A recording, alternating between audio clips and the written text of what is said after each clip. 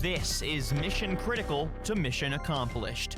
Tune in to Constant Technology's podcast, where we keep up with the latest in Operations Center technology and applications. I feel the liftoff. The clock has started. Hello everyone, welcome to Mission Critical to Mission Accomplished. I'm your host today, Tyler Kern. Thank you so much for joining us on the podcast.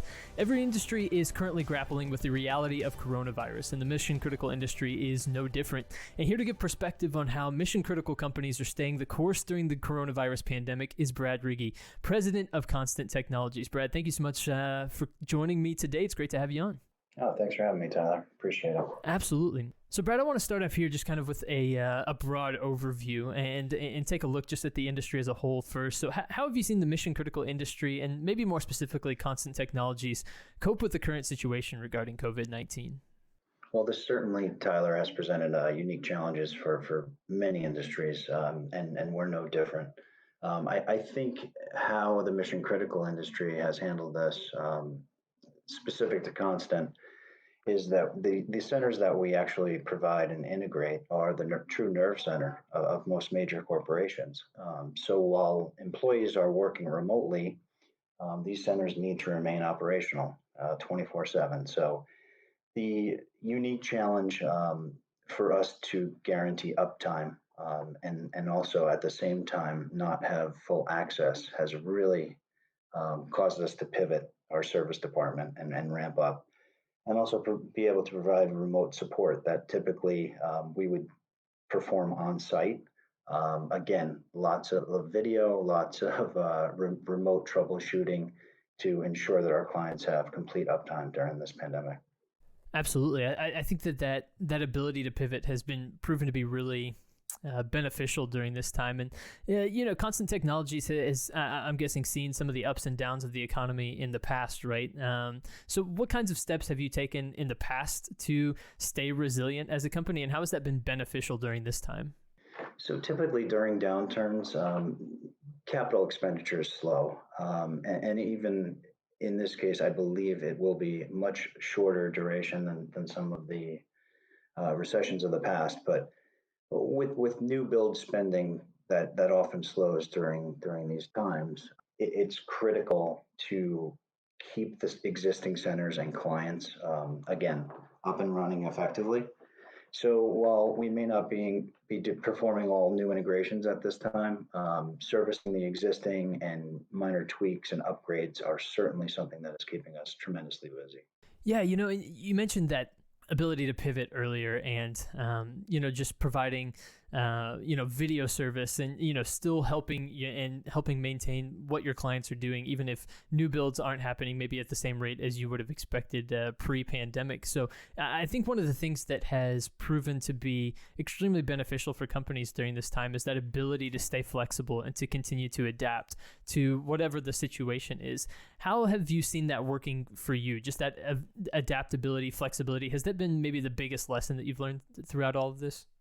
Absolutely. I think if you can't pivot through difficult times, you really are at a loss. We truly are partners to our clients. We're not just your average vendor. When we enter into the trust of building their most critical rooms, often globally, you truly become a partner. So we're actually not just pivoting on our own. We're doing it with our clients as they relook their real estate plans and consolidation of certain offices. It really has given most of our clients a chance to take a fresh look at offices that may not be staffed the same way in the future, where they're actually going to plan their operation center. And this is really a collaborative effort between us and our clients. So I think that pivot is a partnership, and in order to be successful in the future, it must happen in conjunction. Right. Absolutely. So what are some of your clients doing to stay ahead of the coronavirus fallout? What kind of actions and steps have they taken? Like you mentioned, doing, kind of flexing in concert with you. So, what kind of steps have they taken, and what does that look like practically? I think realistically, it comes down to real estate locations, and most importantly, their personnel. Not necessarily all of their operations folks, which obviously are the ones that we deal with, but holistically, there's campuses for corporations and even the government that are going to change going forward, just because of the amount of folks that may in the future permanently work from home.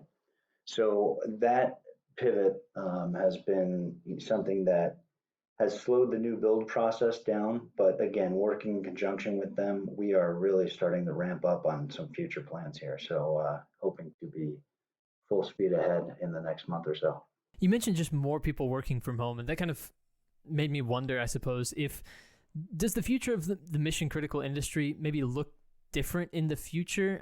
Whether it's, I've thought a lot about this, do workplaces ever go back to being fully the same, or do things shift and pivot? Is there going to be more of a focus on remote workers in the future, you think? And if so, how does that change the mission critical industry? So I always envision, even through this, in the future, the actual operation center still being within a brick and mortar building. Mm-hmm. Many of the support staff, I believe, will, and other staff of major corporations will have that flexibility to work remotely. However, the operation center, being the nerve of most of these companies, will actually still exist in the form it does. What I think will change is the security and the information that is shared in and outside of that room to people that are remote, and to do that securely obviously presents its own set of challenges, but it also creates opportunities for us in the future. Mm-hmm. So you mentioned getting back up to full operations, within a month or so. Kind of give me the picture of the immediate future for Constant Technologies and what steps you're taking, and what that immediate future looks like for you guys. So we've been extremely fortunate, Tyler. We had quite a bit of backlog coming into this pandemic. Our projects typically last, 3 to 6 months from the planning to actually implementation phase. Fortunately for us, we had a lot of projects that were already in the queue. So we were able to continue racking and continue to integrate at our facility and actually ship those goods to site in many cases, and just not be able to perform the actual integration. So we are at a point where, as the states open up, we are actually in full force on installations as we speak in many states, Utah, California, and so on. But in the next month or so, these new orders and new plannings that are taking place that I referred to earlier are really starting to take shape as the world gets back to some sort of normalcy. So, Brad, when I think about this time and what we've gone throughout the coronavirus pandemic, it seems to heighten the need for operations who are running emergency or mission critical centers. Has that really heightened the need and really shown why it's so important to have a company like Constant Technologies that, comes along and partners with your clients to make sure that these environments are able to happen? First of all, you do the builds, but then also you provide that support that they need. Yeah, that's a great question. I think that you never want to wait till you're in a crisis to realize that you need a room to monitor such crisis. So I do believe that this has opened the eyes to many organizations out there that didn't otherwise monitor critical information. Obviously, there's many already that saw this as a vital need, but I do believe there's other organizations out there that now see how critical it is. Because certain things just cannot be predicted. So that for the future will certainly keep us extremely busy going forward. Absolutely. And when I think about different companies or government entities that, especially during a time like this, have to have a watchful eye on data monitoring and things along those lines. Again, that just really seems to heighten the importance of Constant Technologies, just to reiterate that point. Yeah, no doubt about it. It's our industry is here to stay.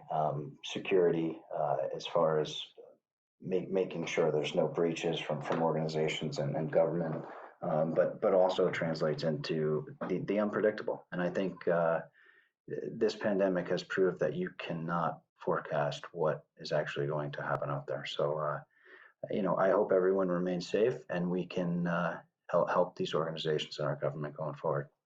Absolutely. Yeah, no, I think that's a great point, is just having that preparedness. Again, you never know what's going to come down the pipeline, but what you can prepare for, what you can control is your readiness, and just that maintaining that ability to be flexible and adaptable, I think has shown to be extremely important during this time. So Brad Righi, president of Constant Technologies, thank you so much for joining me here on Mission Critical to Mission Accomplished, talking a little bit more about the mission critical industry during this time and how Constant Technologies has adapted.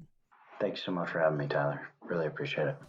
And everybody, thank you for listening to this episode of the podcast. Thanks for joining us. Of course, we'll be back soon with more episodes of Mission Critical to Mission Accomplished. But until then, make sure you go subscribe on Apple Podcasts or Spotify, wherever you get your podcasts these days, to stay up to date with everything going on in the mission critical industry. Like I said before, I've been your host today, Tyler Kern. Thanks for listening. Everybody, stay safe, and we'll talk to you soon.